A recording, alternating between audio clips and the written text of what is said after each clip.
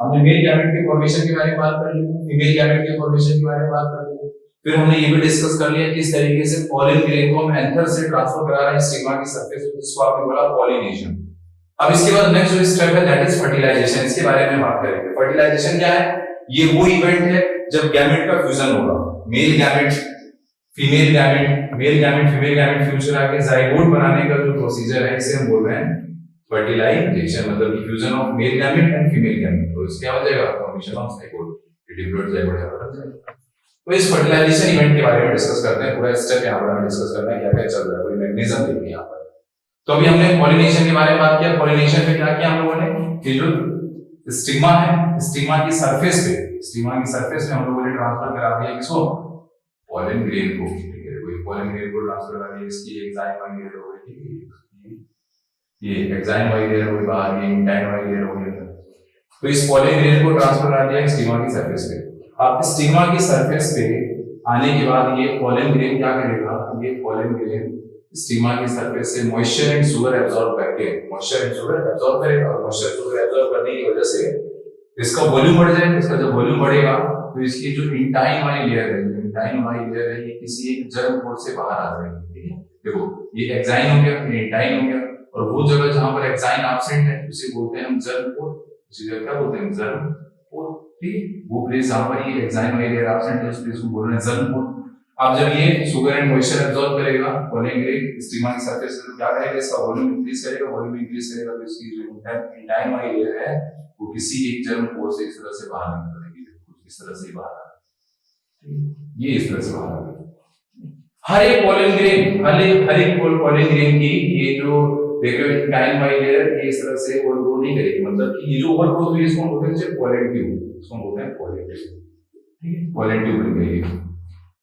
तो हर एक pollen grain यहाँ पर स्टिग्मा की सरफेस पे लैंड होने के बाद ये पॉलन ट्यूब बना नहीं पाएगा। ऐसा नहीं कोई पॉलन ग्रेन आएगा यहाँ पर लैंड करेगा, वाटर मॉइस्चर एब्सॉर्ब करेगा और यहाँ से मॉइस्चर एंड शुगर एब्सॉर्ब करेगा और ये पॉलन ट्यूब बन जाएगा, ऐसा नहीं।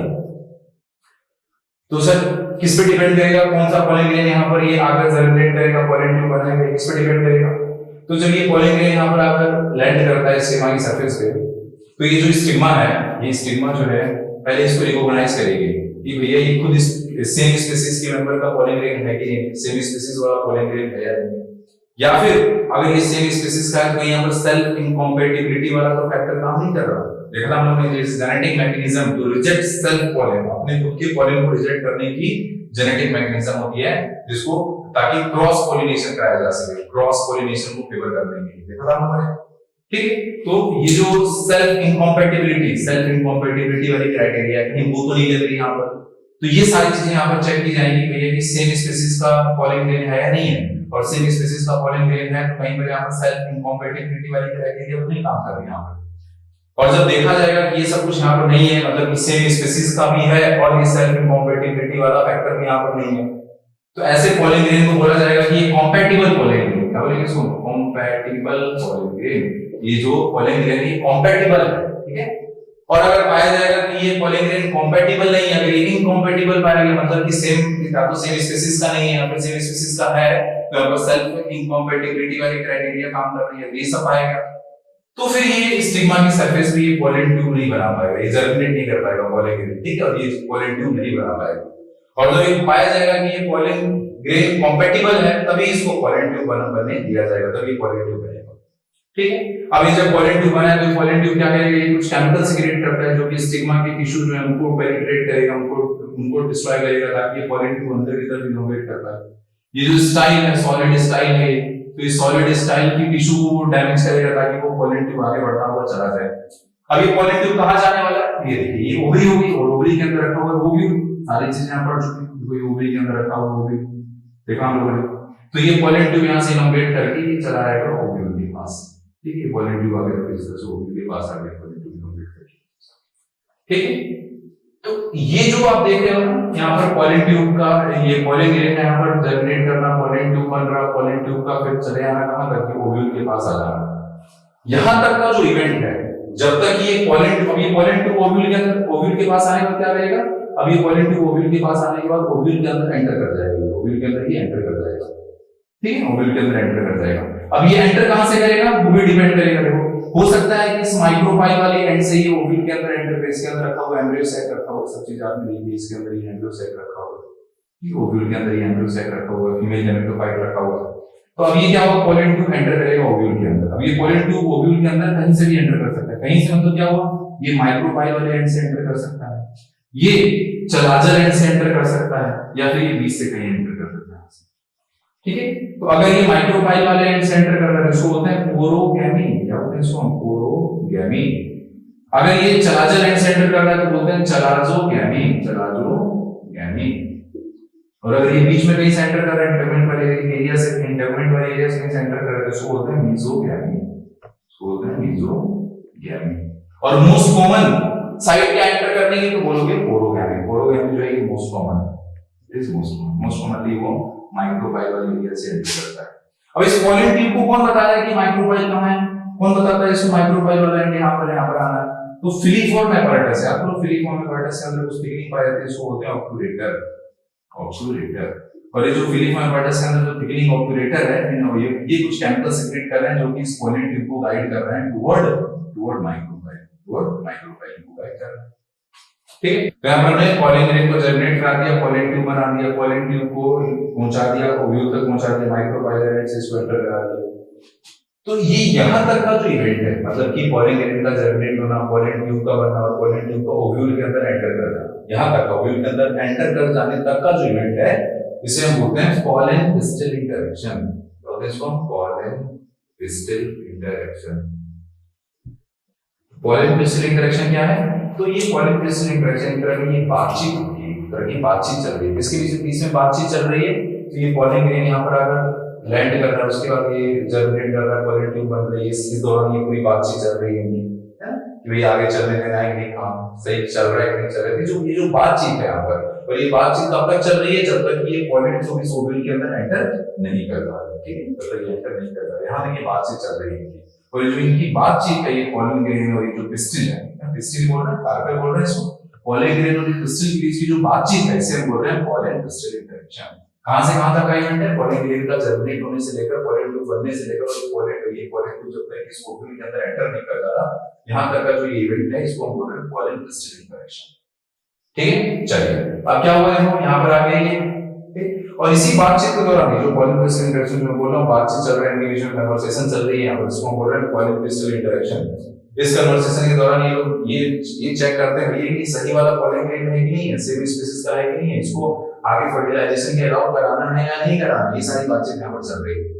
ठीक है, तो ये अगर यहां पर कंपैटिबल नहीं पाया जाता है, यहां पर बातचीत अगर सही नहीं मिलती तो फिर आगे काम रोक दिया जाता है। तो ये जो पोलन पिस्टल इंटरेक्शन है, देख रहे हैं, ये डायनामिक प्रोसेस है, मतलब यहां से लेकर यहां तक का प्रोसेस इसको बोल रहे हैं पोलन पिस्टल इंटरेक्शन। तो डायनामिक प्रोसेस है, चलता रह रहा है, ये चल रहा है, इंटरेक्शन चल रहा है, कन्वर्सेशन चल रही है, और इस दौरान ये चेक किया जा रहा है कि इस पोलन ट्यूब को आगे अलाउ करना है या फिर इनहिबिट कर देना है ना, फर्टिलाइजेशन का प्रोसेस कराना चाहिए कि नहीं कराना चाहिए, सारी चीजें यहां पर चेक की जा रही है। और अभी तो क्या है, इस समय साइंस इतनी ज्यादा बढ़ गई है, साइंटिस्ट लोगों ने क्या किया, ये सब चीजें वो जानते हैं कि क्या कर रहे हैं ये लोग, ये बातचीत की क्या चल रही है, सब चीजों को जानने की वजह से वो क्या कर दे रहे हैं, इसको मैनिपुलेट कर दे रहे हैं, जिसकी वजह से दूसरे भी पोलन ग्रेन को हम जनरेट कराते हैं, यहाँ पर पोलिनेशन और फर्टिलाइजेशन सारी चीजें करा पा रहे हैं। ठीक, क्यों, क्योंकि हमें जो पूरा यहाँ पे कन्वर्सेशन चल रहा है, सब सारी चीजें पता चल रही हैं कि किसकी वजह से उसको रिजेक्ट करेंगे, वो चीजें मैनिपुलेट करा कर इसको पोलन ट्यूब ग्रो करा दे रहे हैं दूसरे भी किसी मेंबर के पोलन ग्रेन का। ठीक है, दूसरे भी कोई पोलन ग्रेन आकर जनरेट कर जा रहा है, पोलन ट्यूब बन जा रही है, फर्टिलाइजेशन करा दिया जा रहा है। ठीक है, ये तो साइंस की एडवांसमेंट है हमारी। चलिए, तो ये क्या होता है, ये पोलन पिस्टल इंटरेक्शन का मतलब आपको समझ आ गया कि पोलन ग्रेन का यहाँ पर आना, जनरेट करना, पोलन ट्यूब बनाना, पोलन ट्यूब का जब तक ये पोलन ट्यूब ओव्यूल के अंदर एंटर नहीं कर जाता तब तक ये कन्वर्सेशन को बोल रहे हैं पोलन पिस्टल इंटरेक्शन।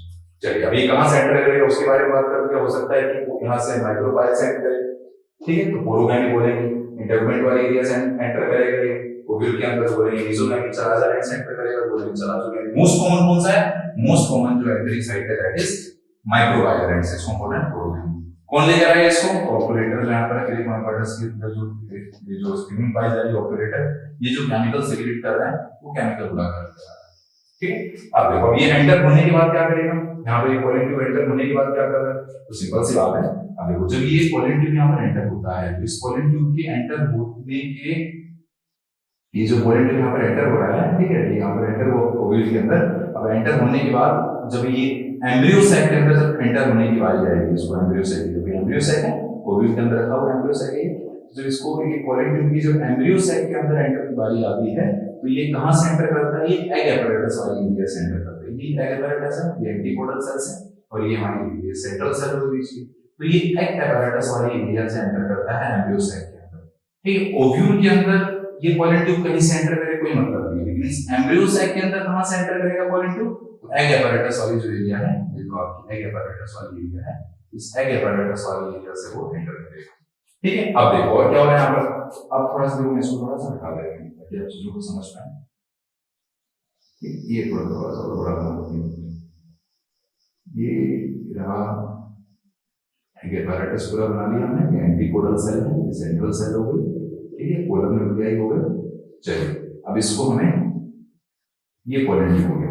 अब ये पॉलन ट्यूब क्या करेगा, pollen tube egg embryo sac के अंदर कैसे एंटर कर रहा है, तो ये जब एम्ब्रियो सैक यहाँ पर इस एम्ब्रियो सैक के पास जब ये पॉलन ट्यूब पहुंचती है तो इसके पहुंचने के दौरान क्या होगा, जब पॉलन ट्यूब इस एम्ब्रियो सैक के पास पहुंचता है तो उसी टाइम पर क्या होता है, ये जो सिनर्जिड्स हैं इन दोनों में से कोई एक सिनर्जिड जो है डीजनरेट करता है।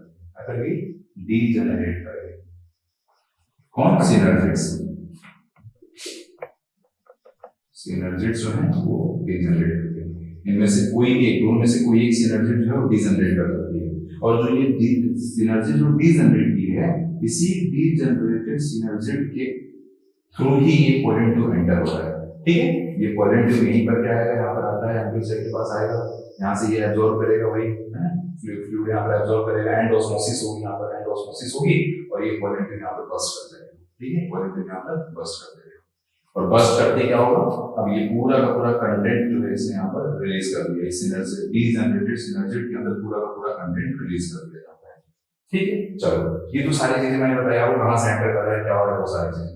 अब थोड़ा सा इस पॉलन ट्यूब के बारे में एक चीज और देखो, अब क्या हो रहा है, देखो जो पॉलन ट्यूब है, ये पॉलन ट्यूब यहाँ बना है, आगे चल रहा है पॉलन ट्यूब। ये जब पॉलन ट्यूब आगे की तरफ बढ़ रहा है तो इसमें क्या मिलेगा आपको, इस पॉलन ट्यूब के अंदर वेजिटेटिव न्यूक्लियस आगे आगे चल रहा है। ठीक है, वेजिटेटिव न्यूक्लियस, तो जो वेजिटेटिव न्यूक्लियस आगे आगे चलेगा इस पॉलन ट्यूब के अंदर और इसके पीछे पीछे आती है जनरेटिव सेल। इसके पीछे पीछे कौन आ रही है, जनरेटिव सेल, इसके पीछे पीछे आ रही है। ठीक है, और इसी रास्ते में ही, ठीक है, इसी रास्ते में ही क्या होता है, जनरेटिव सेल जो है इसके अंदर हो जाता है, दोनों हैप्लॉइड है, वेजिटेटिव न्यूक्लियस भी हैप्लॉइड है, जनरेटिव सेल भी हैप्लॉइड है। तो इसी रास्ते में क्या होगा, इस जनरेटिव सेल के अंदर हो जाएगी माइटोसिस। क्या होगी, माइटोसिस, और ये जनरेटिव सेल डिवाइड करके बना देंगे यहाँ पर टू मेल गैमेट। ठीक है, तो देखो सारी चीजें मैं आपको अलग अलग सीक्वेंस में पढ़ा रहा हूँ, पहले हमने इसको पहुंचा दिया यहाँ तक। अब इसके बारे में बात कर लेते हैं, क्या हुआ इस पॉलन ट्यूब में। तो क्या हुआ इस पॉलन ट्यूब में, पॉलन ट्यूब आगे बढ़ रहा है तो इस यहाँ पर जैसे ही पॉलन ट्यूब बंद करते हो, अगर मैं इसको यहाँ से बंद करता हूँ, अभी तुरंत मैंने हम पॉलन ट्यूब बनाया है, तो ये पॉलन ट्यूब जैसे यहाँ पर चल रही है आगे, तो इसमें क्या हो रहा है, आगे आगे कौन चल रहा है, ये वेजिटेटिव न्यूक्लियस आगे आगे चल रहा है, पीछे पीछे से आ रही है जनरेटिव सेल। ठीक है, चलो इसको पहुंचा दें यहाँ पर। और क्या होगा, इसी रास्ते में ही क्या होगा, इसी रास्ते में क्या होगा, जनरेटिव सेल इसके अंदर फर्दर एक माइटोसिस होगी, क्योंकि हैप्लॉइड है, हैप्लॉइड सेल के अंदर माइटोसिस ही होता है। यहाँ पर माइटोसिस होगी जनरेटिव सेल के अंदर, और डिवाइड माइटोसिस के दौरान क्या होता है, एक से दो सेल बनती है, और ये जो दोनों सेल यहाँ पर बनती है उनको बोल रहे हैं मेल गैमेट। तो यहाँ पर दो मेल गैमेट बनती है। यानी इस पॉलन ट्यूब के अंदर क्या क्या चल रहा है, इस पॉलन ट्यूब के अंदर पहुंचा दें यहाँ पर इसको देखो। अब इस पॉलन ट्यूब जब यहाँ पर एंटर करेगा तो क्या क्या होगा, यहाँ पर होगा वेजिटेटिव न्यूक्लियस, और इसके पीछे क्या होंगे, दो मेल गैमेट होंगे। ठीक है, यहाँ पर टू मेल गैमेट, और ये हो गया वेजिटेटिव न्यूक्लियस।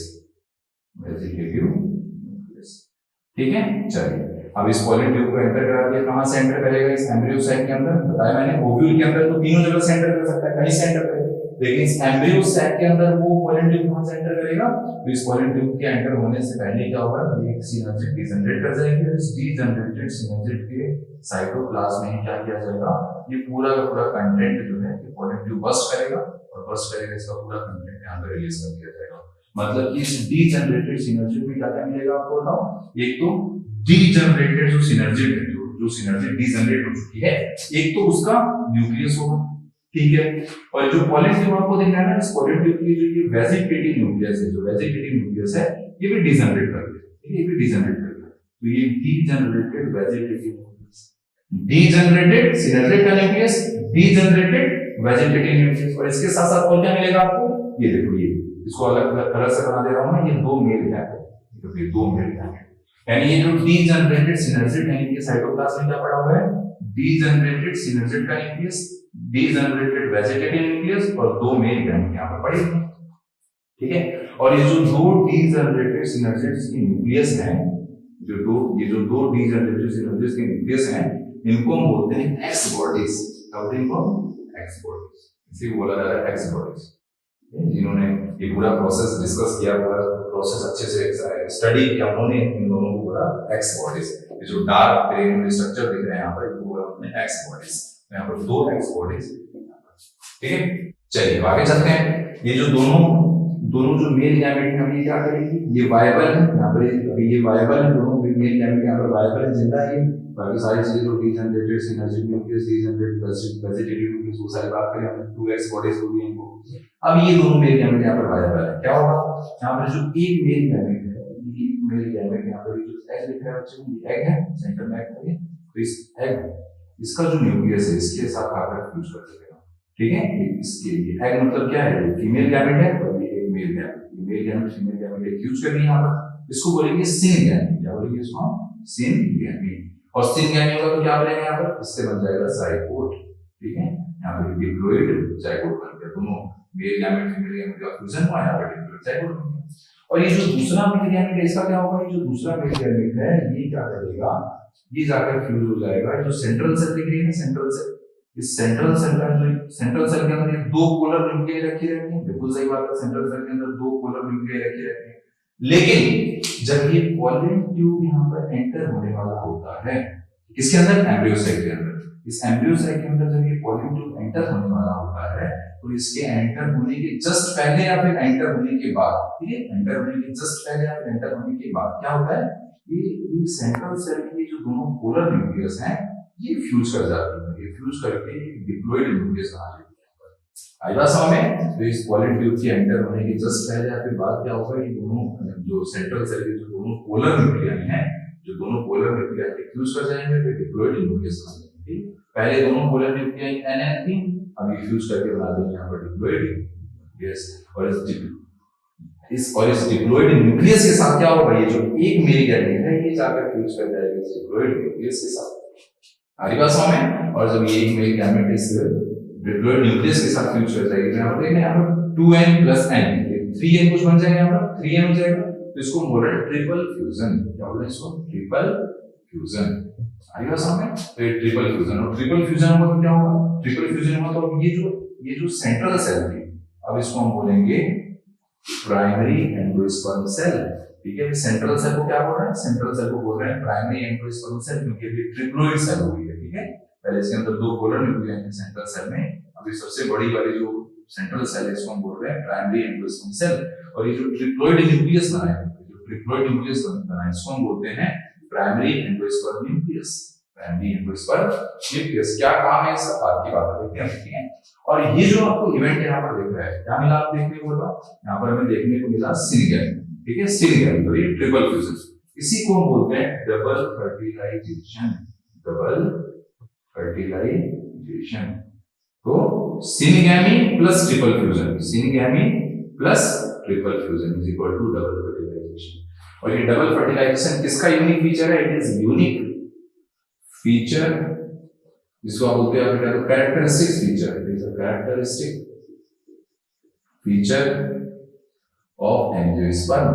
ये हमें केवल एंजियोस्पर्म के अंदर देखने को मिल रहा है, ठीक है, केवल एंजियोस्पर्म के अंदर देखने को मिल रहा है डबल फर्टिलाइजेशन, ठीक है। और यहाँ पर हमने देख लिया क्या बन गया, यहाँ पे प्राइमरी एंजियोस्पर्म सेल, ये प्राइमरी एंजियोस्पर्म सेल क्या करेगी, फर्दर डिवाइड होकर बना लेगी पूरा एंजियोस्पर्म, वो भी हम बात करेंगे, ठीक है, कैसे एंजियोस्पर्म बन रहा है, कितने तरह के होते हैं, बात की बात। लेकिन यहाँ पर एक चीज देखो आप, ठीक है, ये जो यहाँ पर एंजियोस्पर्म बना है, एंजियोस्पर्म कैसा है, इसकी साइज से जो ट्रिप्लोइड होगी, ठीक, यानी एंजियोस्पर्म के अंदर जो एंडोस्पर्म बन रहा है वो कैसा है, वो ट्रिप्लोइड स्ट्रक्चर है, ठीक है, उसकी सेल्स ट्रिप्लोइड है, ठीक है। और ये कब बन रहा है, एक तो ट्रिप्लोइड और दूसरा क्या बोलोगे, आफ्टर फर्टिलाइजेशन, फर्टिलाइजेशन के बाद बन रहा है, आफ्टर फर्टिलाइजेशन, ठीक है। वहीं आपको अगर याद हो, मैंने जिम्नोस्पर्म आपको पढ़ाया था, जिम्नोस्पर्म मैंने आपको बोला था कि उनके अंदर जो एंडोस्पर्म बनता है, जिम्नोस्पर्म में जो एंडोस्पर्म बनता है वो कैसा होता है, वो हैप्लॉइड होता है। वेरी गुड, वो हैप्लॉइड होता है। हैप्लॉइड होने के साथ साथ कब बन रहा है, बिफोर फर्टिलाइजेशन। वेरी गुड, सब याद है आपको, बिफोर फर्टिलाइजेशन। सारी चीजें बताई मैंने। जिम्नोस्पर्म के अंदर जो एंडोस्पर्म होता है, ठीक है, जिम्नोस्पर्म में एंडोस्पर्म कैसा होता है, हैप्लॉइड सेल्स है वहां पर, बिफोर फर्टिलाइजेशन बन रहा है, और यहाँ पे डिप्लॉइड है, आफ्टर फर्टिलाइजेशन बन रहा है। ये सारी चीजें हमने डिस्कस कर ली फर्टिलाइजेशन के बारे में। अब फर्टिलाइजेशन होने के बाद क्या होगा, ठीक है, अब फर्टिलाइजेशन होने के बाद क्या होगा उसके बारे में बात कर लेंगे। अब फर्टिलाइजेशन के बाद ये जो ओवरी दिख रही है, ओवरी दिख रही है, ये ओवरी ट्रांसफॉर्म हो जाएगी फ्रूट में, और ये जो ओव्यूल है, ये ओव्यूल से बनेगा सीड, ट्रांसफॉर्म हो जाएगा सीड में। तो आफ्टर फर्टिलाइजेशन क्या होगा, ovary transform into fruit and ovule transform into seed, ठीक है। और ये जाइगोट, जाइगोट का फर्दर जो डेवलपमेंट है, पूरा पूरा एम्ब्रियो बनना, सीड बनना, ये डेवलपमेंट हम देखेंगे। अभी डाइगोट के अंदर अलग चल रहा है, नॉनगोट के अंदर अलग चल रहा है, दोनों में अलग अलग डेवलपमेंट देखने को मिलेगा। वो सारी चीजें अभी आगे अलग से डिस्कस कर लेंगे। तो ये हमने पूरा कंप्लीट फर्टिलाइजेशन जो इवेंट है उसके बारे में डिस्कस कर लिया। और इस फर्टिलाइजेशन इवेंट में एक क्वेश्चन आपसे पूछा जाता है कि कितने तरह के सेल यहाँ पर पार्टिसिपेट कर रहे हैं इस फर्टिलाइजेशन में। फर्टिलाइजेशन जो प्रोसेस, इसमें कितने तरह के सेल पार्टिसिपेट कर रहे हैं। तो आप बोलेंगे बच्चे देखिए, फर्टिलाइजेशन यहाँ जो हुआ उसको बोलो डबल फर्टिलाइजेशन। इस डबल फर्टिलाइजेशन में कितने न्यूक्लियस पार्टिसिपेट किए, पूछा जाए क्या बोलो, कितने न्यूक्लियस इसमें बताओ। यहाँ पर दो पोलर न्यूक्लियस, ठीक है, एक पोलर न्यूक्लियस दूसरा पोलर न्यूक्लियस, ठीक है, एक एक्स सेल, ठीक है, एक एक्स सेल, दो मेल गैमेट, अच्छा दो मेल गैमेट, दो हैप्लॉइड गैमेट, तो 1 2 3 4 5, यहाँ पर 5 न्यूक्लियस पार्टिसिपेट कर रहे हैं, ठीक है, 5 न्यूक्लियाई ये पार्टिसिपेट कर रहे हैं इस फर्टिलाइजेशन में, ठीक है। और कितने गैमेट पार्टिसिपेट कर रहे हैं पूछा जाता है, कितने गैमेट पार्टिसिपेट कर रहे हैं आपसे पूछ दिया जाता, क्या होता है। तो ये देखो, ये एक फीमेल गैमेट और दो मेल गैमेट, तो टोटल 3 गैमेट। यहाँ पर 3 गैमेट पार्टिसिपेट करती है और 5 न्यूक्लियाई पार्टिसिपेट कर रहे हैं इस फर्टिलाइजेशन, ठीक है। तो यहीं पर एक चीज और मेंशन कर लो कि ये जो एम्ब्रियो सैक के अंदर है, एम्ब्रियो सैक के अंदर जो एंट्री हो रही है पॉलन ट्यूब की, वो कैसे हो रही है, किस तरह की मूवमेंट है। तो अभी हमने देखा कि ये जो पॉलन ट्यूब है वो one of the degenerated synergid के साइटोप्लाज्म में जाकर खुलेगा। तो ये जो सिनर्जिड्स हैं, सिनर्जिड्स की वॉल पर कुछ सेलुलर थिकनिंग पाई जाती है, इसको हम बोलते हैं फिलीफॉर्म एपैरेटस, फिलीफॉर्म एपैरेटस। और ये जो फिलीफॉर्म एपैरेटस है, ये कुछ केमिकल सब्सटेंस सीक्रेट करते हैं, ये कुछ केमिकल सब्सटेंस सीक्रेट करते हैं। उस केमिकल सब्सटेंस की वजह से ये पॉलन ट्यूब जो है ये मूव कर रहा है towards synergids, toward egg apparatus. Egg apparatus की तरफ जो मूवमेंट है पॉलन ट्यूब की, ये किसकी वजह से हो रहा है, फिलीफॉर्म एपैरेटस के थ्रू जो रिलीज हुआ है केमिकल, इसकी वजह से हो रहा है। तो ये किस तरह का मूवमेंट हो जाएगा, कहते हैं इसको ये कीमोट्रॉपिक मूवमेंट है, कीमोट्रॉपिक मूवमेंट। इसको ऐड कर लेंगे। यहीं पर एक चीज और मेंशन कर लेते हैं जो हम जिम्नोस्पर्म में भी एक बार पढ़ चुके हैं। क्या देखा हमने यहाँ पर, जो नॉन मोटाइल मेल गैमेट है, उस नॉन मोटाइल मेल गैमेट को फीमेल गैमेट तक पहुंचाने के लिए क्या रास्ता अपनाया गया। तो ये जो स्टिग्मा है, स्टिग्मा की सरफेस पे, स्टिग्मा की सरफेस पे हमने देखा कि जो पॉलन ग्रेन आ रहा है यहाँ पर लैंड कर रहा है, फिर यहाँ पर पॉलन ट्यूब बन रही है, देखा ना पॉलन ट्यूब बन रहा है, फिर इस पॉलन ट्यूब के थ्रू इस नॉन मोटाइल मेल गैमेट को ट्रांसफर किया जा रहा है, नॉन मोटाइल मेल गैमेट को ट्रांसफर किया जा रहा है कहां तक, फीमेल गैमेट तक। फीमेल गैमेट को एम्ब्रियो साइट के अंदर जो फीमेल गैमेट रखी हुई, फीमेल गैमेटोफाइट के अंदर फीमेल गैमेट रखी हुई। तो इस तरह का जो फर्टिलाइजेशन है जिसके अंदर नॉन मोटाइल मेल गैमेट को इस पॉलन ट्यूब के थ्रू भेजा जा रहा है इसके फीमेल गैमेट के पास, इस तरह के फर्टिलाइजेशन को हम बोलते हैं साइक्लोगैमी। साइक्लोगैमी पढ़ चुकी बड़ी सब चीजें, साइक्लोगैमी। और मोस्ट ऑफ द एंजियोस्पर्म के अंदर केवल एक ही पॉलन ट्यूब बनती है, तो इनमें कुछ एक्सेप्शन भी देखने को मिलते हैं। जैसे मान लीजिए कुकुरबिटेसी के अंदर क्या हुआ, आपको एक से ज्यादा पॉलन ट्यूब देखने को मिलेगी। तो मोस्ट ऑफ द केसेस में क्या मिल रहा है, मोनोसाइक्लोगैमी मिलेगी, मोनोसाइक्लोस। तो मोस्ट ऑफ द केसेस में क्या मिल रहा है, मोनोसाइक्लोस कंडीशन मिल रही है, मोनोसाइक्लोस कंडीशन, ठीक है। वही मान लीजिए कुकुरबिटेसी उनके अंदर क्या हो रहा है, एक से ज्यादा पॉलन ट्यूब बन रही है, तो उन्हें बोलेंगे पॉलीसाइक्लोस कंडीशन, पॉलीसाइक्लोस कंडीशन। ये कुछ चीजें और हमने यहाँ पर ऐड कर लेंगे, लिख लेते हैं क्या क्या देखा हमने। तो फर्टिलाइजेशन क्या है? It is the fusion of male and female gamete, उसको बोले फर्टिलाइजेशन। क्या हुआ यहाँ पर देखा आपने कि पॉलन ग्रेन जो है it germinate on the stigma surface and absorb moisture and sugar, और एब्जॉर्ब करने की वजह से उसका वॉल्यूम बढ़ेगा, ठीक। उससे क्या होगा? So in time grow out from any one germ pore, किसी एक जर्मपोर से इन टाइम ग्रो कर जाएगी as pollen tube, tube like structure in time जो ग्रो करके, जिसको हम बोल रहे हैं पॉलन ट्यूब। और जनरली केवल एक ही पॉलन ट्यूब बनती है, जनरली एक ही सिंगल पॉलन ट्यूब बनकर आ रही है, जिसको बोल रहे हैं मोनोसेपरस कंडीशन है। कुछ इसके कुछ एक्सेप्शन भी हैं, जैसे कि मालवेसी फैमिली की बात करें, कुकुरबिटेसी फैमिली की बात करें, तो इनमें हमें पॉलीसेपरस कंडीशन देखने को मिलती है, एक से ज्यादा पॉलन ट्यूब देखने को मिलेगा। और अगर इस पूरे प्रोसेस की बात करें तो इसके लिए टेम्परेचर जितना फेवरेबल है 20 to 30 डिग्री सेल्सियस, और बोरोन एंड कैल्शियम ये दो एलिमेंट हैं जो कि हेल्प कर रहे हैं इनका ग्रोथ ऑफ क्वालिटी, ये सारी चीजें सब मैंने आपको मिनरल न्यूट्रिशन वहां पर पढ़ाया, वहां पर सारी चीजें दिखाई हैं, कौन सा न्यूट्रिएंट कहां पर हेल्प कर रहा है। और क्या देखा हमने वहां पर? Funicle they have some hair like structure, इसको हम बोलते हैं ऑप्यूरेटर, जो ऑप्यूरेटर है they secrete some chemical which guide pollen tube toward microbial, क्योंकि pollen tube को microbial की तरफ गाइड कर रहा है, ठीक है। और यहाँ पर pollen tube की एंट्री कहाँ से हो रही है? तो entry of pollen tube into ovule is through microbial भी हो सकती है, और microbial से हम इसको बोल रहे हैं पोरोगैमी, और ये मोस्ट कॉमन है, it is most common. Mesogamy भी हो सकती है, मतलब कि इंटेगुमेंट या फिर फिनिकल से भी एंट्री हो सकती है ओव्यूल के अंदर pollen tube की, इसको बोल रहे हैं मीजोगैमी। चलाजर एंड से भी हो सकती है, इसको बोल रहे हैं चलाजोगैमी, लेकिन मोस्ट कॉमन कौन सा है? Most common is पोरोगैमी। और ये पॉलन ट्यूब की जो एंट्री है ओव्यूल के अंदर, या फिर ओव्यूल की तरफ बढ़ना पॉलन ट्यूब का, या फिर एम्ब्रियो साइट के अंदर जो एंट्री हो रही है, किसकी वजह से हो रहा है? तो बोलेंगे सर ये पूरा जो खेल है it is a chemical medicated process, it is a chemical medicated process, जो केमिकल रिलीज हो रहे हैं उनकी वजह से। तो अगर कोई मूवमेंट, मतलब पॉलन ट्यूब का जो मूवमेंट है वो ओव्यूल की तरफ किसकी वजह से हो रहा है? केमिकल्स की वजह से, केमिकल सीक्रेट किए जा रहे हैं, और केमिकल की वजह से, केमिकल के टुवर्ड्स जो मूवमेंट होता है उसको क्या बोलते हैं? कीमोट्रॉपिक मूवमेंट होते हैं, कीमोट्रॉपिक मूवमेंट, ठीक है। तो एक चीज याद रखना है कि कीमोट्रॉपिक मूवमेंट है, केमिकल्स के टुवर्ड मूवमेंट होता है, कीमोट्रॉपिक मूवमेंट। अब बात कर लेते हैं पॉलन ट्यूब जब एम्ब्रियो साइट के अंदर एंटर करेगा तो क्या क्या वहां पर देखेंगे, जो लोगों ने पढ़ा उसको लिख लेते हैं। तो pollen tube enter into embryo site through one of degenerated synergy, ठीक है। हमने जो डीजनरेट की सिनर्जी जो डीजनरेट हुई है उस डीजनरेटेड सिनर्जी के थ्रू एंटर कर रहा है एम्ब्रियो साइट के अंदर पॉलन ट्यूब, ठीक है। क्या करेगा वहां पर? देखा आपने पॉलन ट्यूब का जो भी कंटेंट है वहां पर रिलीज कर दिया जाएगा, दोनों में क्या में वेजिटेटिव न्यूक्लियस सब वहां पर रिलीज कर दिया जाएगा डीजनरेटेड सिनर्जी के साइटोप्लाज्म। तो two dark granules known as X body they represent degenerated synergy and degenerated vegetative nucleus, बिल्कुल सही बात है। देखा आपने दोनों जो एक्स बॉडी वहां पर डिग्री दी जाती है वो डीजनरेटेड वेजिटेटिव न्यूक्लियस था, और डीजनरेटेड सिनर्जी का न्यूक्लियस को बोला जाता है एक्स बॉडी, ठीक है। And the pollen tube they release two male gametes into the cytoplasm of synergy. Synergy की cytoplasm में दोनों male gametes रिलीज कर दिए जाएंगे, जिसमें से एक male gamete किसके साथ फ्यूज कर जाएगा? एक्स सेल के साथ, और जाइगोट बना देगा, ठीक है। इसको हम लोगों ने बोला सिन गैमेट, तो सबसे पहले स्ट्रॉसबर्गर साथ बनेगा, ठीक है, स्ट्रॉसबर्गर साथ। वही जो सेकंड male gamete है वो क्या करेगा? It fuse with two polar nuclei, दोनों पोलर न्यूक्लियाई के साथ फ्यूज कर जाएगा and form primary endosperm nucleus. सारी चीजें मैंने आपको बताई, ठीक है। प्राइमरी एंडोस्पर्म न्यूक्लियस बनेगा, यहाँ पर इसको हम बोल रहे हैं ट्रिपल फ्यूजन, ट्रिपल फ्यूजन। और वो जो प्राइमरी एंडोस्पर्म न्यूक्लियस बना वो जो सेंट्रल सेल है, सेंट्रल सेल को क्या बोल रहे हैं? Primary endosperm cell. वो सेंट्रल सेल हमारी क्या हो जाएगी? प्राइमरी एंडोस्पर्म सेल, ठीक है। और ये जो syn gamete plus triple fusion, this is called double fertilisation.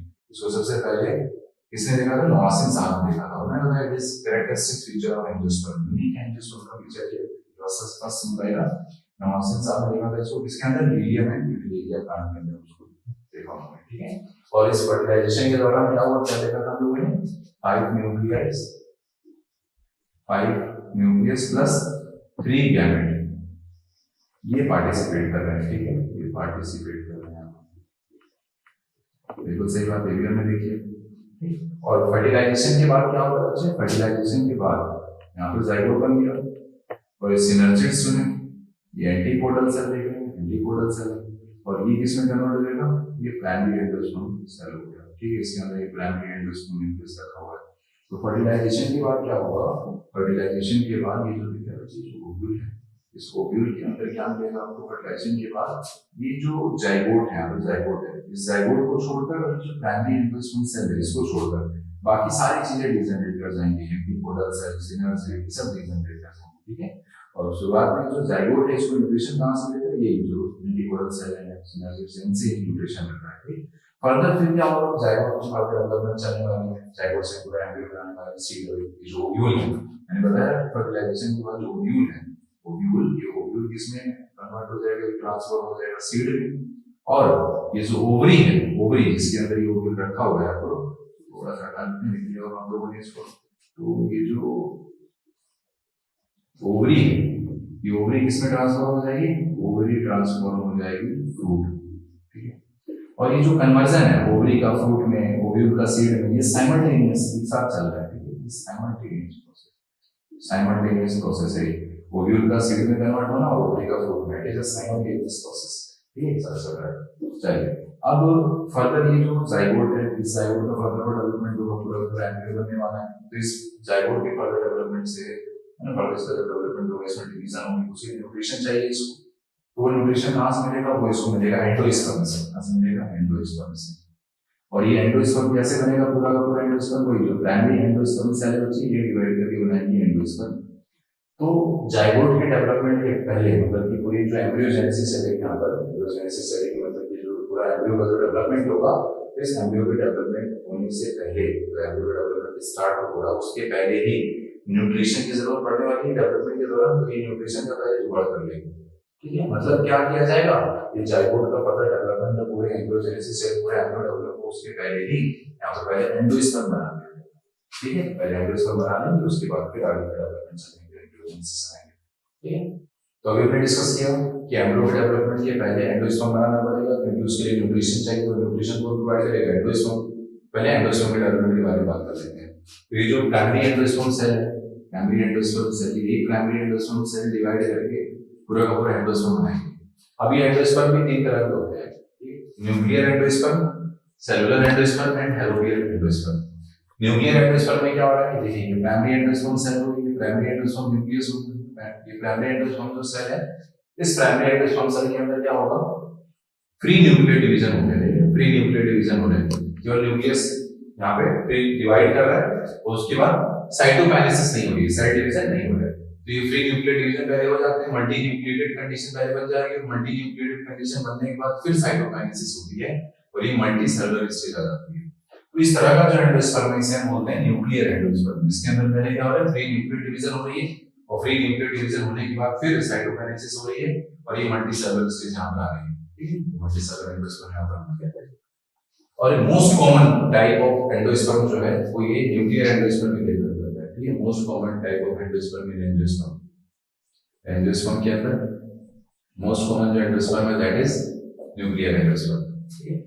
Next cellular endosperm में क्या हो रहा है, ये देखिए प्राइमरी एंडोस्पर्म सेल के अंदर पहले क्या हुआ, न्यूक्लियर डिवीजन, उसके बाद फॉलोड बाय साइटोकाइनेसिस। तो नॉर्मल जैसे सेल डिवीजन होती है, पहले न्यूक्लियर डिवीजन होता है, फिर सेल डिवीजन होती है, वही यहाँ पर चल रहा है, ठीक है, सेम वही चल रहा है यहाँ पर, ठीक है। तो हर न्यूक्लियर डिवीजन के बाद यहाँ पर सेल का डिवीजन हो रहा है, साइटोकाइनेसिस हो रही है, साइटोकाइनेसिस हो रही है, फर्दर हर स्टेप पर सेल डिवाइड होती चली जा रही है, सेल के नंबर बढ़ते चले जा रहे हैं, मल्टी सेलुलर स्टेज यहाँ पर आ गई। तो इस तरह के एंडोस्पर्म को बोल रहे हैं सेलुलर एंडोस्पर्म, ठीक है, सेलुलर एंडोस्पर्म।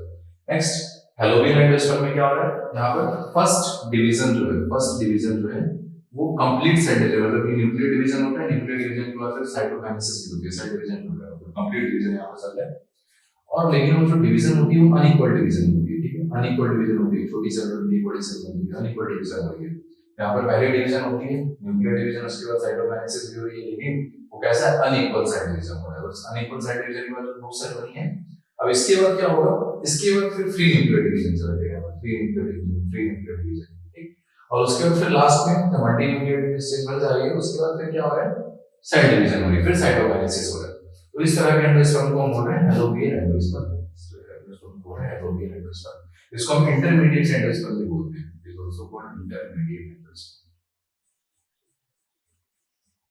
तो ये अब आपके लिए बहुत आसान हो गया सारी चीजें।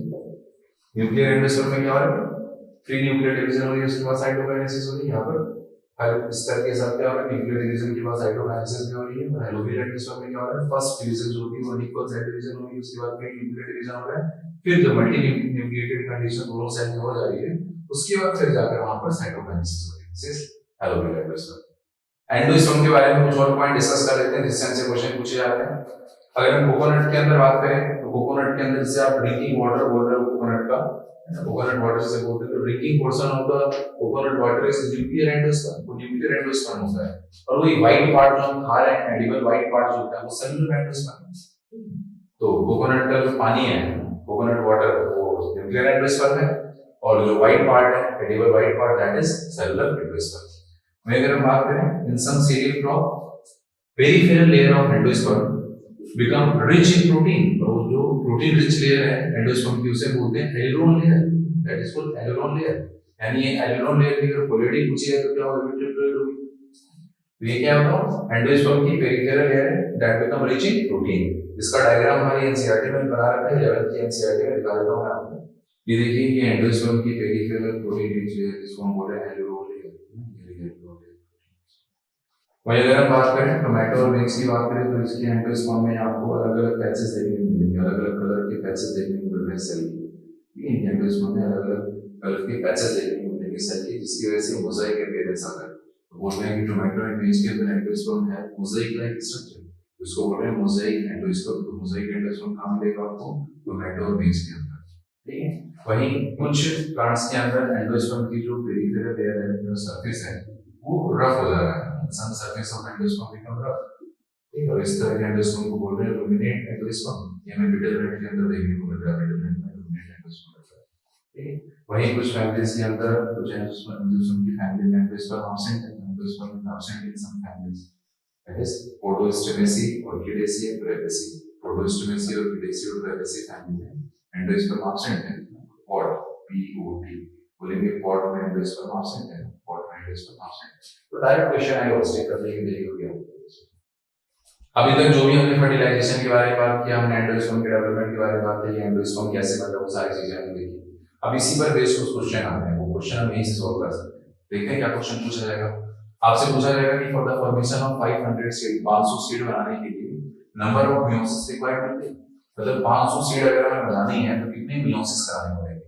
अभी सीड क्या होता है, मैंने बताया था कि ओव्यूल, ओव्यूल ही किसमें कन्वर्ट हो जाता है, सीड में।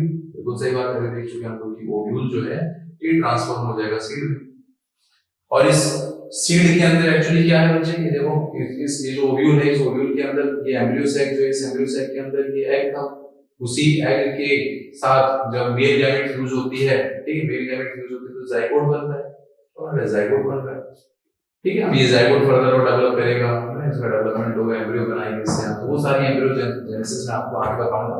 ठीक है, उसकी जरूरत नहीं है, उसका कॉन्सेप्ट आपको नहीं पता है, कोई उसके बारे में नहीं पता, तब ये क्वेश्चन आप सॉल्व कर सकते हैं विद द कॉन्सेप्ट। ठीक है, वो हमें देखना है कैसे करना है। ठीक, मतलब आगे जो मैं पढ़ाने वाला हूं आपको वो बता दे रहा हूं थोड़ा सा कि अभी हम आगे जो जाइगोट हमने बनाया है, जाइगोट से फर्दर पूरा एम्ब्रियो का डेवलपमेंट कराएंगे हम, और इस डेवलपमेंट के लिए न्यूट्रिशन चाहिए, इसलिए तो पहले हम लोगों ने एंडोस्पर्म बनाया था ताकि न्यूट्रिशन इसको मिलता है और ये एम्ब्रियो का डेवलपमेंट चलता है।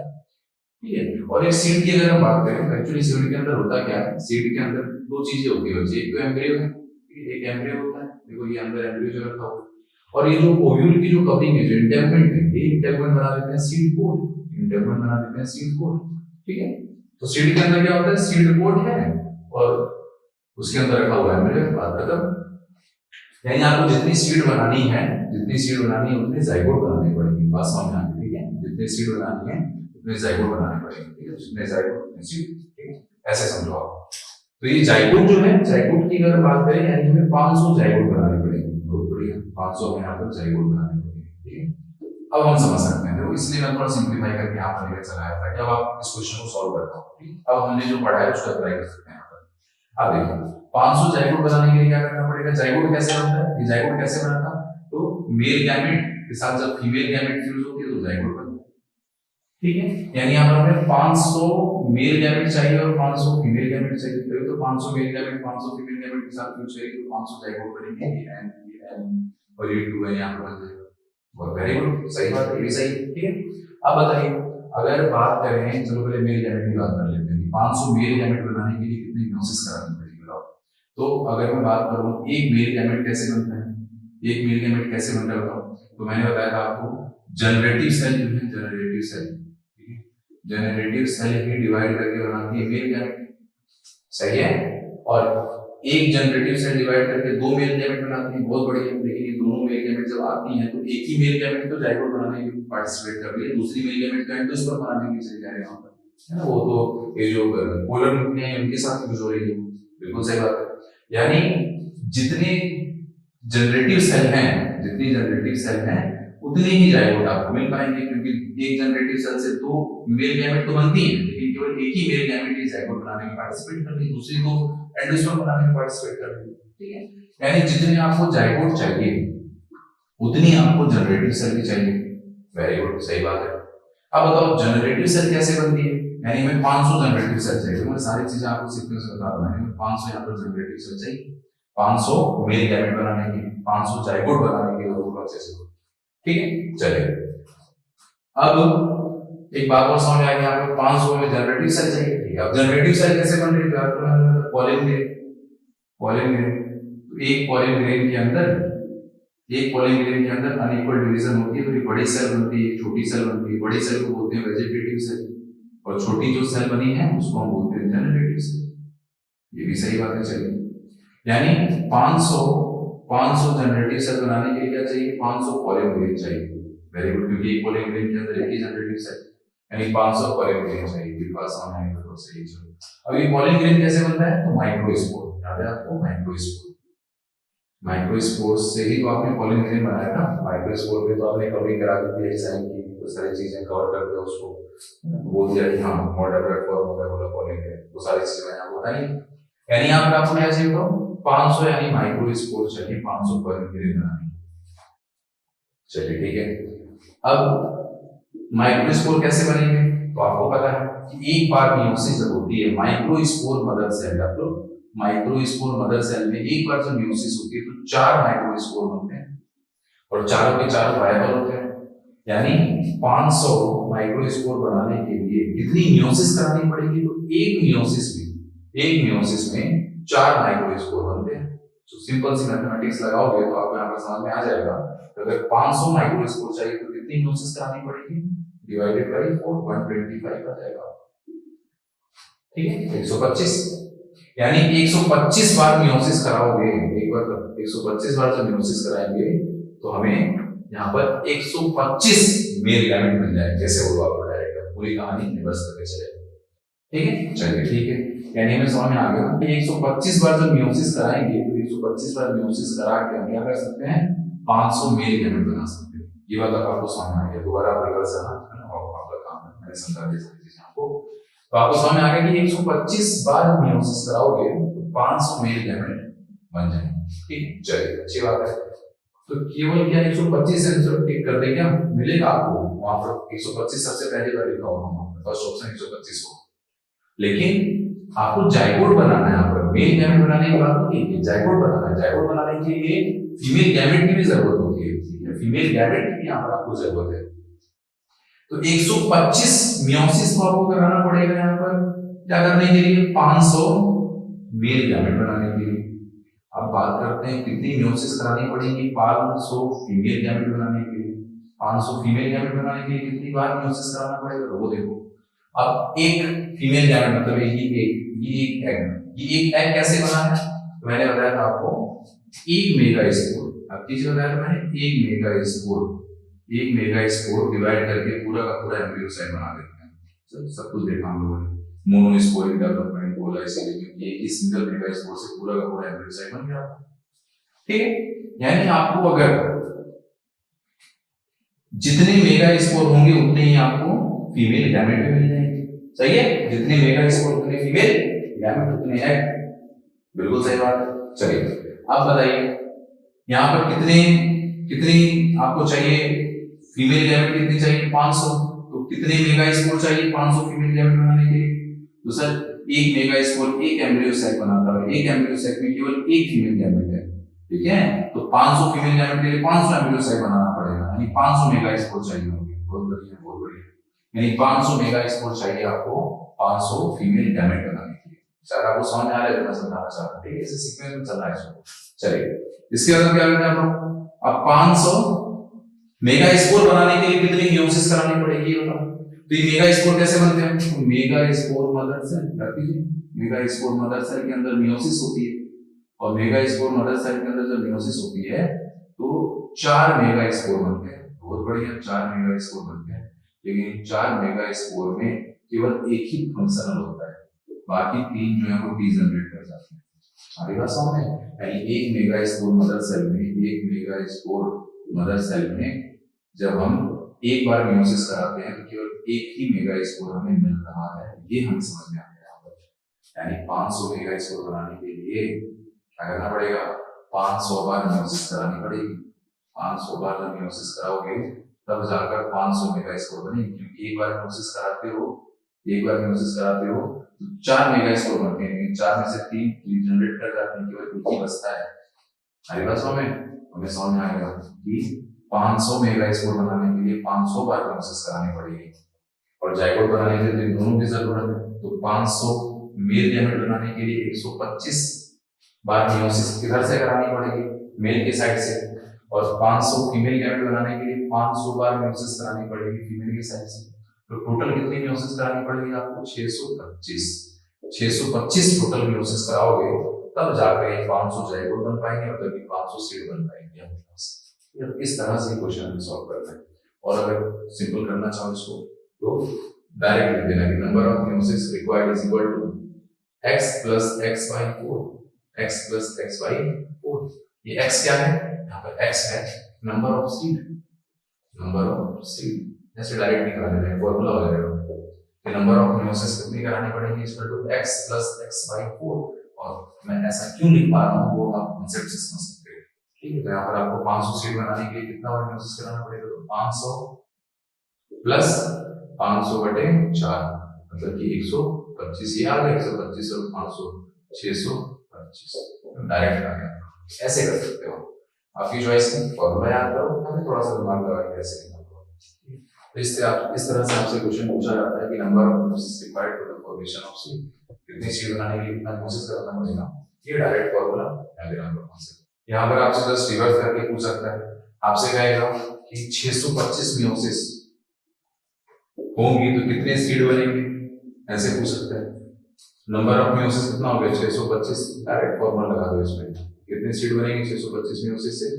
तो देखो x plus x by 4 किया कर रखा आपने, तो ये क्या हो जाएगा आपका 4x plus x by 4 है ना भाई, मैथमेटिक्स आपकी 5x by 4 is equal to 625। तो 5x is equal to 625 into 4, तो x क्या हो जाएगा? x is equal to 625 into 4 by 5, तो इसको ये 1 2 5 into 4 तो 125 500 ऐसे सॉल्व कर सकते हो। तो अगर आपसे जो पूछा गया आप निकाल सकते हो। नंबर ऑफ मियोसिस देकर सीड पूछ दे, नंबर ऑफ सीड देकर मियोसिस पूछ दे, दोनों निकाल सकते हैं। तो एक इस तरह का भी क्वेश्चन आपसे पूछा जा सकता है। देखिए क्या पूछा गया यहाँ पर, a tetraploid female plant is crossed with hexaploid male plant, then ploidy of seed and endosperm। ठीक है, तो बोला गया यहाँ पर कि टेट्राप्लॉइड मतलब कि 4 है, ये है फीमेल प्लांट की प्लॉइडी, और हेक्साप्लॉइड मतलब 6 है, ये हो गया मेल प्लांट की प्लॉइडी। फिर पूछा गया है कि सीड की प्लॉइडी बताओ और एंडोस्पर्म की प्लॉइडी बताओ। सीड कैसे बनता है? तो सीड बनाने के लिए जाइगोट वाली कंडीशन जो मैं बता रहा हूं, के अंदर जाइगोट पड़ा हुआ है, तो जाइगोट का प्लॉइडी क्या होगा? जाइगोट बनाने के लिए क्या होगा सर? एक मेल गैमेट और एक फीमेल गैमेट, तो n+n होगा। चलिए अब बात कीजिए जरा मेल की प्लॉइडी क्या है? 6 है, फीमेल की प्लॉइडी क्या है? 4 है। तो गैमेट कैसे बनाई जाती है? मियोसिस से, मियोसिस होगी इसके अंदर। तो जो मेल गैमेट बनेगा उसकी प्लॉइडी क्या हो जाएगी? यहाँ पर 3 है, फीमेल गैमेट बनेगा उसकी प्लॉइडी क्या हो जाएगी? यहाँ पर 2 है। ये बात हुई यहाँ, ठीक है। चलिए नेक्स्ट, अब फ्यूजन कराता हूं तो हो जाएगा 5 है, तो ये 5 है तो प्लॉइडी हो जाएगी सीड की, ऐसे निकाल सकते हैं। नेक्स्ट हमसे पूछा गया एंडोस्पर्म की प्लॉइडी बताओ। एंडोस्पर्म कैसे बनता है? तो 2 पोलर न्यूक्लियाई और एक मेल गैमेट, यानी 2 पोलर न्यूक्लियाई, 2 यानी यहाँ पर फीमेल से रिलेटेड हो जाएंगे, दोनों पोलर न्यूक्लियाई है, और प्लस इसके साथ एक मेल गैमेट, एक यहाँ पर मेल गैमेट आता है। तो अब बताओ वही प्लॉइडी वाली बात, यहाँ पर भी फीमेल की प्लॉइडी क्या है? टेट्राप्लॉइड है, सॉरी टेट्राप्लॉइड है, 4 एन हो जाएगा, और मेल की हेक्साप्लॉइड है 6 एन हो जाएगा, ये मियोसिस करेगा तो ये 3 एन हो गया, ठीक। और इनके अंदर मियोसिस हो गए बने होंगे तो ये हो जाएगा 2 एन और ये 2 एन। आई बात ना, ऐसे करेंगे इसको, ठीक है। तो नेक्स्ट नेक्स्ट अगर आपसे टोटल पूछा जाएगा तो एंडोस्पर्म की पोलैरिटी क्या होगी, पूछा गया है एंडोस्पर्म की, तो सबको फ्यूज करा दो, दोनों पोलर न्यूक्लियर को फ्यूज कराओ, किसके साथ, एक मेल गैमेट के साथ, दो दो चार और ये तीन सात सेवन, तो ये 7n पोलैरिटी हो जाएगी किसकी, एंडोस्पर्म की। तो कितना आसान हो गया हमारे लिए। तो जो भी हमने अभी तक सीखा है उससे हम इन सब चीजों को सॉल्व कर सकते हैं बहुत इजीली। तो अब बात कर लेते हैं एम्ब्रियो डेवलपमेंट के बारे में। सबसे पहले बात करेंगे हम development of embryo in dicot.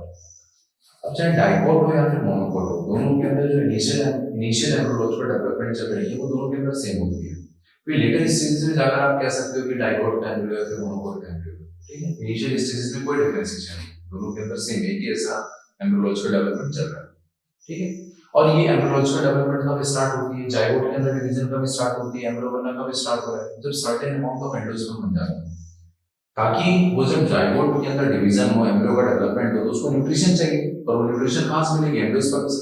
तो इसलिए जब सर्टेन अमाउंट ऑफ एंडोस्पर्म बन जाता है तब जाकर ये जाइगोट का डेवलपमेंट स्टार्ट होगा, उसके अंदर डिवीजन स्टार्ट हो रही है, एम्ब्रियो का डेवलपमेंट हो रही है, सारी चीजें हो रही है। तो सबसे पहले हम बात कर लेते हैं कि डाइकोट के अंदर किस तरह से एम्ब्रियो का डेवलपमेंट हो रहा है, ठीक है। ये देखिए यहाँ पर ये जो फिर यहाँ पे जाइगोट हो गया, जाइगोट को मैंने यहाँ पर बाहर निकाल दिया चीजों को समझाने के लिए। तो जो उस पूरे हमारा जाइगोट जो बना है यहाँ पर, इसके अंदर सबसे पहले एक ट्रांसवर्स डिवीजन होती है, सबसे पहले इसके अंदर एक ट्रांसवर्स डिवीजन होती है। ट्रांसवर्स डिवीजन से यहाँ पर दो सेल बनती है, दो सेल बनती है।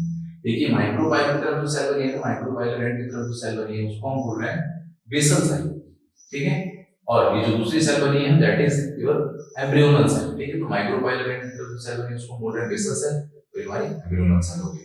और पूरा का पूरा जो एम्ब्रियो डेवलप होगा, पूरा का पूरा जो एम्ब्रियो बनेगा वो इस एम्ब्रियोनल सेल से बनेगा, इस बेसल सेल का कोई रोल नहीं होगा, बेसल सेल पार्टिसिपेट नहीं कर रहा है, ठीक है। पूरा का पूरा एम्ब्रियो किससे बन रहा है, इस एम्ब्रियोनल सेल से बन रहा है, ठीक है। तो इस बेसल सेल का क्या काम है, ये देखिए ये जो बेसल सेल है फर्दर इसके अंदर दोबारा से डिवीजन होगी, दोबारा इसके अंदर ट्रांसवर्स डिवीजन हो रही है, और ये डिवाइड करके क्या कर रही है, कुछ इस तरह से फिलामेंटस स्ट्रक्चर बना रही है। ये फिर इसके बाद की स्टेज है, इसके बाद फिर नेक्स्ट स्टेज आएगी, फिर टी शेप स्टेज आएगी, कई सारे स्टेज आने वाले हैं। यहाँ पर देखिए उनके बारे में हम क्यों जो हमारी एनसीईआरटी में जो स्टेजेस दे रखी हैं उनके बारे में हम डिस्कस करेंगे यहाँ पर, क्योंकि आपसे डायरेक्ट क्वेश्चन पूछते रहते हैं सबसे पहले क्या आएगा, फिर उसके बाद क्या आएगा, फिर उसके बाद क्या आएगा, बताता हूँ अभी सारी चीजें आपको। तो ये देखिए ठीक से स्टेज हो गई, उसके बाद क्या होगा, ये जो बेसल सेल है, ये बेसल सेल फर्दर इसके अंदर ट्रांसवर्स डिवीजन होगी, ट्रांसवर्स डिवीजन होकर 6 to 10 यानी 6 to 10 यहाँ पर ये सेल जो है बनी है, क्योंकि लाइन से अरेंज होगी, क्योंकि लाइन से यहाँ पर अरेंज होगी। देखो हमारा सस्पेंसर सेल है, सस्पेंसर सेल, और इसी सस्पेंसर सेल का जो टर्मिनल मोस्ट सेल है, मतलब कि जो माइक्रोपाइल एंड पर ही जो जस्ट पड़ा हुआ है, जो जस्ट माइक्रोपाइल एंड पर ही जो सेल है इसकी सस्पेंसर सेल की, वो थोड़ी ज्यादा स्वेल अप हो गई थी, उसको हम बोल रहे हैं नॉस्ट्रोडियल सेल, क्या बोल रहे हैं नॉस्ट्रोडियल सेल। तो सस्पेंसर सेल का टर्मिनल सेल है जो कि आपकी स्वेल हो गई है, टर्मिनल मोस्ट सेल है, मतलब कि माइक्रोपाइल मोस्ट माइक्रोपाइल एंड पर जो पड़ा हुआ है वो वाली सेल है, इसको बोल रहे हैं नॉस्ट्रोडियल सेल। अब ये सस्पेंसर सेल ऐसे क्यों फिलामेंटस स्ट्रक्चर बना है, क्या काम है इसका, तो जो सस्पेंसर सेल है ये क्या करती है, यहाँ पर देखिए ये एम्ब्रियोनल सेल मैंने बोला था पूरा पूरा एम्ब्रियो से डेवलप होगा। तो जो सस्पेंसर सेल है जो फिलामेंटस स्ट्रक्चर बनाया है ये क्या करेगा, इस एम्ब्रियोनल सेल को धक्का देगा, ठीक है। एम्ब्रियोनल सेल से जो भी कुछ बन रहा है उसको धक्का देगा, इधर धक्का देगी इसको धक्का देगी एंडोस्पर्म, तो बहुत इजी समझ रहे सारी चीजें, ठीक है। तो ये धक्का देगी इसको किधर, देखो यहाँ पर ये बेसल सेल इधर ही माइक्रोपाइल एंड की तरफ वाली बेसल सेल है, तो ये फिलामेंटस स्ट्रक्चर क्यों बना, ताकि इसको धक्का दे, ठीक है। एम्ब्रियोनल सेल जो भी बन रहा है उसको धक्का देगी किधर, एंडोस्पर्म के अंदर, क्योंकि यहाँ से न्यूट्रिशन मिलने वाला है, ताकि इसको इजीली यहाँ से न्यूट्रिशन मिलता रहे, ठीक है। तो ये कहानी है, यहाँ पे इसको धक्का देकर अंदर एंडोस्पर्म के अंदर उसको मर्ज करा के पूरा डुबा देगा उसको, ताकि उसको न्यूट्रिशन फाइनली वहां पर मिलता रहे, ठीक है। तो ये देखो ये पूरा ये एम्ब्रियोनल सेल से जो बना है उसके बारे में बात करें। फिर फर्दर यहाँ पर स्टेजेस आएंगे, प्रो एम्ब्रियोनिक स्टेज आएगी यहाँ पर, ठीक है। प्रो एम्ब्रियोनिक स्टेज के बाद ये ग्लोबुलर स्टेज आएगी, सब ये प्रो एम्ब्रियोनिक स्टेज की बात कर रहे हैं यहाँ पर प्रो एम्ब्रियोनिक स्टेज आ रही है, फिर यहाँ पर ग्लोबुलर स्टेज आ रही है, कई सारे स्टेज यहाँ पर आ रहे हैं, मैंने पहले बोला आपको। तो यहाँ पर हम इन सभी स्टेजेस को बोल रहे हैं कि प्रो एम्ब्रियोनिक स्टेज हो गई हमारी, प्रो एम्ब्रियोनिक स्टेजेस हो गई। प्रो एम्ब्रियोनिक स्टेजेस के बाद फिर यहाँ पर ये ग्लोबुलर स्टेज आएगी, ठीक है। और इस ग्लोबुलर स्टेज में देखते हैं यहाँ पर ये कुछ सब हर एक स्टेज में क्या होगा, भाई जो एम्ब्रियो है उसका शेप साइज चेंज होता चला जाएगा, ठीक है। तो ये देखिए ग्लोबुलर स्टेज आ गई, ठीक है, ग्लोबुलर स्टेज आ गई।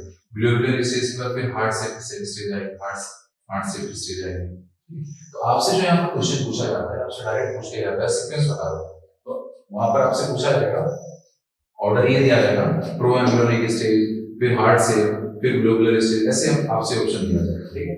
तो प्रो एम्ब्रियोनिक स्टेज तो आपको याद है, अच्छा प्रो एम्ब्रियोनिक सबसे पहले वाली चीज रखोगे, ठीक है। ठीक है। फिर आप भूल जाते हो, उसमें दिक्कत आपको आती है कि ग्लोबुलर आएगा फिर हार्ट से आएगा, ये सब आपको दिक्कत आती है। तो वो दिक्कत नहीं है, देखो पहले जी होगा फिर एच होगा, पहले जी आता है फिर एच आता है, पहले ग्लोबुलर आएगा फिर हार्ट से आएगा, ऐसे आता है। प्रोएम्ब्रियोनिक स्टेज, फिर उसके बाद ग्लोबुलर स्टेज, फिर हार्ट से स्टेज। यहाँ पर मैंने आपको कुछ किताबों में आपको मिलेगा एक स्टेज में आपको स्किप कर रहा था, ये जो एम्ब्रियोनल सेल है ये डिवाइड करके यहाँ पर बना देती है, यहाँ पर जो सेल बनी है। तो ये जो इसमें भी जो माइक्रोपाइलर वाले माइक्रोपाइलेंट की जो सेल है, ठीक है, इस एम्ब्रियोनल सेल के डिवीजन से बना है, बड़ा बता देना, ठीक है, एम्ब्रियोनल सेल के डिवीजन से बना हुआ है। तो माइक्रोपाइलेंट की जो सेल है उनको हम बोलते हैं हाइपोबेसल सेल्स, ठीक है, हाइपोबेसल सेल, ठीक है। और ये जो ये जो चलाजा वाली जो चलाजा की तरफ वाली जो सेल है इसमें भी एम्ब्रियोनल सेल है, उनको हम बोल रहे हैं एपीबेसल सेल, एपीबेसल सेल। और ये जो हाइपोबेसल सेल है इनमें से फिर आगे रेडिकल, ठीक है, रेडिकल एंड हाइपोकोटिल ये सारे स्ट्रक्चर बन रहे हैं। एपीबेसल सेल से फिर कोटिलेडन, प्रीम्यूल, कोटिलेडन, प्रीम्यूल, ये सारे स्ट्रक्चर यहाँ पर एपीबेसल सेल से बने हैं। ये सारी चीजें यहाँ पर है, ठीक। ये मैं बोल रहा हूँ प्रोएम्ब्रियोनिक स्टेज की बात कर रहा हूँ, ये प्रोएम्ब्रियोनिक स्टेज होगी, फिर उसका ग्लोबुलर स्टेज आएगी, फिर ये हार्ट से स्टेज आएगी, ठीक। तो आपसे क्या पूछा जाएगा, ओमेगा सीक्वेंस का, आपको याद रखना है प्रोएम्ब्रियोनिक, फिर जी तब एच, ठीक है। चलिए अभी देखो यहाँ पे पूरा मैच्योर एम्ब्रियो यहाँ पर दिखा रखा है, पूरा मैच्योर एम्ब्रियो दिखा रखा है। तो किसी भी एम्ब्रियो के अंदर क्या चीजें होती हैं, किसी भी एम्ब्रियो में दो चीजें मिलेंगी आपको, ठीक है, दो चीजें मिलेंगी। क्या मिलेगा, एक मिलेगा एम्ब्रियोनल एक्सिस और दूसरा है कोटिलेडन, ठीक है, कोटिलेडन है एम्ब्रियोनल एक्सिस। तो यहाँ पर जो एम्ब्रियो है, इस एम्ब्रियो में आपको दो चीजें मिलेंगी, एक तो कोटिलेडन है एम्ब्रियोनल एक्सिस, ठीक है, डाइकोट के एम्ब्रियो में दो चीजें मिल रही हैं, कोटिलेडन है एम्ब्रियोनल एक्सिस, ठीक है। और ये तो अंदर इस एम्ब्रियो साइट के अंदर एम्ब्रियो का डेवलपमेंट हो रहा है। इसके साथ साथ बाहर क्या हो रहा है, बाहर जो ओव्यूल है, ओव्यूल की जो इंटेगुमेंट्स थे, इंटेगुमेंट होता है, अभी जो इंटेगुमेंट्स है, ये इंटेगुमेंट्स क्या कर देंगे, इंटेगुमेंट ही बनाते हैं सीड कोड, इंटेगुमेंट से बनाते हैं सीड कोड, बताया मैंने पहले आपको। वो जो इंटेगुमेंट है, ये इंटेगुमेंट देख लो, ये मॉडिफाई हो गए सीड कोड बना रहे हैं। तो ये outer seed coat, inner seed coat, outer seed coat testa बोल रहे हैं, इनर सीड कोड को टैगमेंट बोल रहे हैं। अरे बात समझ। तो इस तरीके से पूरा का पूरा हमारा सीड बन गया। तो एक सीड में क्या क्या मिलेगा आपको, तो सीड में आपको दो चीजें मिलती हैं, दो चीजें मिलेंगी सीड में आपको। एक तो मिलेगा सीड कोड, तो मिलेगा सीड कोड जो ये रहा बाहर का सीड कोड, और सीड कोड के अंदर रखा हुआ है मैच्योर एम्ब्रियो। तो सीड के अंदर क्या मिलेगा, दो चीजें मिलेंगी, सीड कोड होगा, उसके अंदर रखा हुआ है मैच्योर एम्ब्रियो।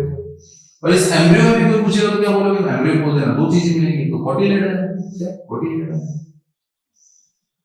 ठीक है, और एम्ब्रियोनल एक्सिस, कोटिलेडन है embryonal axis, main embryonal axis, embryonal axis इसी को टाइजेलम होता है, टाइजेलम एम्ब्रियोनल एक्सिस को बोलते हैं टाइजेलम, ठीक। तो ये देखो यहाँ पे सीड का डायग्राम मैंने दिखा रखा है, ऐसे कुछ आपको ताकि चीजें तुम्हारी एनसीईआरटी जो कुछ पॉइंट्स दिखती हैं वो चीजें आपको रखनी ना पड़े। तो देखिए क्या मिलेगा हमें, सीड के अंदर दो चीजें यहाँ पर, एक तो सीड कोट है, एम्ब्रियो है, एम्ब्रियो में दो चीजें कोटिलेडन और एम्ब्रियोनल एक्सिस, तो देखो ये कोटिलेडन होगा, ये कोटिलेडन होगा, और ये एम्ब्रियोनल एक्सिस होगा, कोटिलेडन होगा, एम्ब्रियोनल एक्सिस होगा।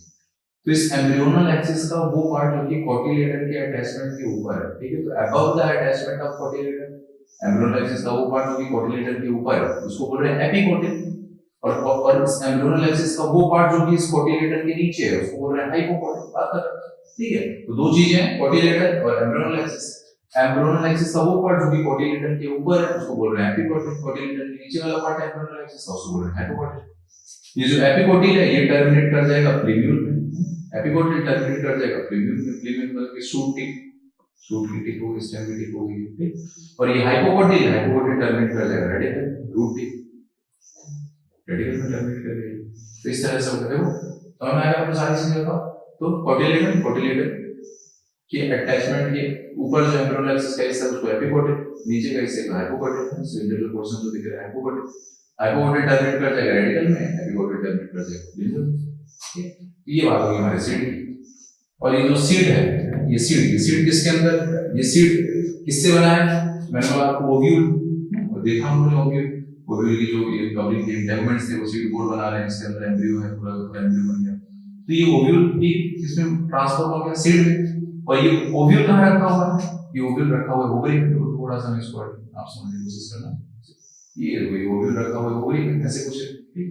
तो ये ओव्यूल कहाँ रखा हुआ है, ओवरी के अंदर रखा हुआ है। तो ये ओवरी क्या करेगी, ये ओवरी जब ये अंदर इस ओवरी के अंदर जो ये ओव्यूल है इसके अंदर जब ये ओव्यूल सीड में कन्वर्ट हो रहा है, सीड में ट्रांसफॉर्म हो रहा है, उसी दौरान ये जो ओवरी है, ये ओवरी किसमें ट्रांसफॉर्म हो जाएगी? फ्रूट हो जाएगी, ट्रांसफॉर्म फ्रूट। ठीक है, इस तरह से सारी चीजें होती हैं यहाँ पर। और अगर मैं इस सीड की बात करूं तो इस सीड में देखो ये माइक्रोपाइल बचा हुआ है, ये माइक्रोपाइल ओवरी बची हुई है, यहाँ पर भी ओवरी बची हुई है। तो अगर ओव्यूल की बात करें तो ओव्यूल में ये जो माइक्रोपाइल वाली ओवरी है किस चीज के लिए होती है? ये पॉलन ट्यूब की एंट्री के लिए होती है, पॉलन ट्यूब की एंट्री के लिए होती है। और सीड में भी ये बचा हुआ है माइक्रोपाइल है, सीड भी बचा हुआ है, सीड में भी है, सीड के अंदर भी ये प्रेजेंट है माइक्रोपाइल। तो सीड में माइक्रोपाइल क्या काम है? तो सीड में जो माइक्रोपाइल यहीं से ऑक्सीजन, मॉइस्चर, ये सारी चीजें एंटर करेंगी जो कि सीड के जर्मिनेशन में हेल्प करेंगी।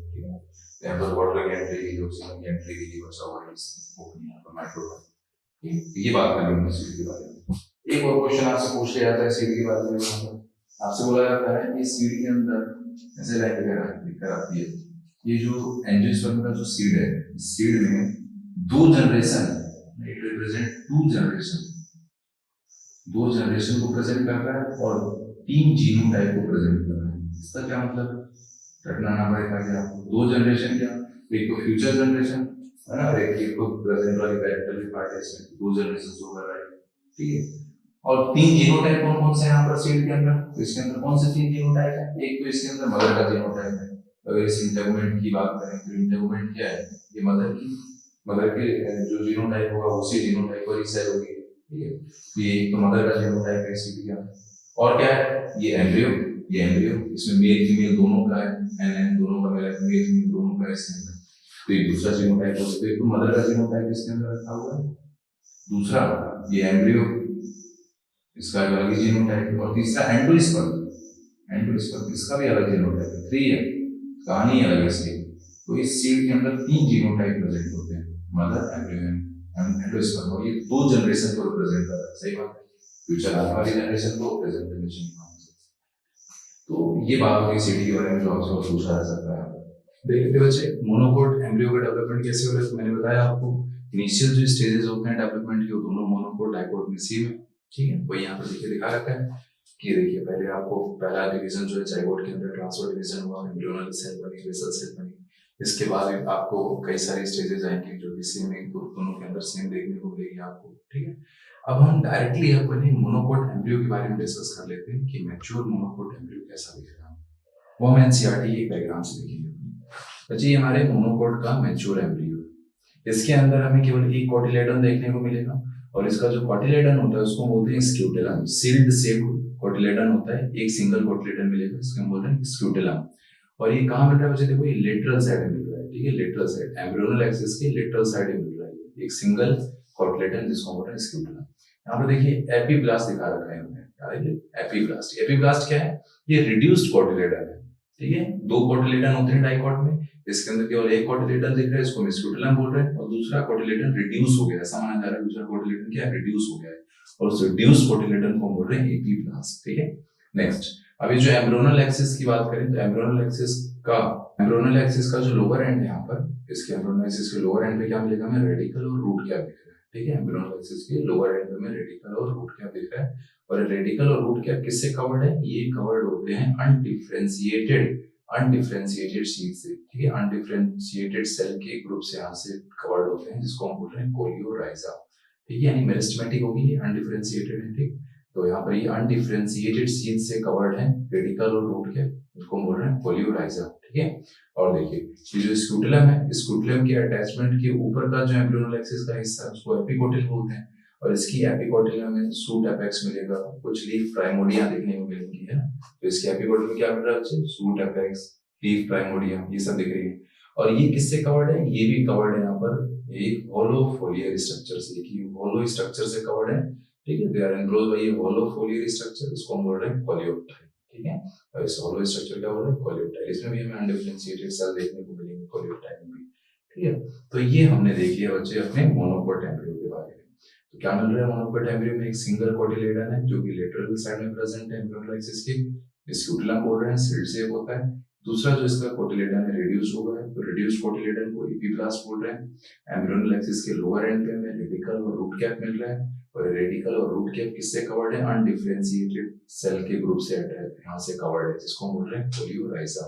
ठीक है। तो अनडिफरेंशिएटेड सीथ यहाँ पर बन रही है, इसको हम बोल रहे हैं पोलियोराइजन, ठीक है। और ये स्क्यूटलम के अटैचमेंट के ऊपर का जो हिस्सा है एपिकोटिल बोलते हैं, वो वाले डायग्राम में और अच्छे से आपको समझ में आया जो मैंने आपको सीट का डायग्राम दिखा था। और इस एपिकोटिल में सूट अपेक्स मिलेगा, कुछ लीफ प्राइमोरिया यहाँ पर है, और ये किससे कवर्ड है? दे आर कवर्ड बाय पोलोफोलियर स्ट्रक्चर। पोलियोप्टेल भी अनडिफरेंशिएटेड सेल का ग्रुप है, तो पोलियोप्टेल से यहाँ पर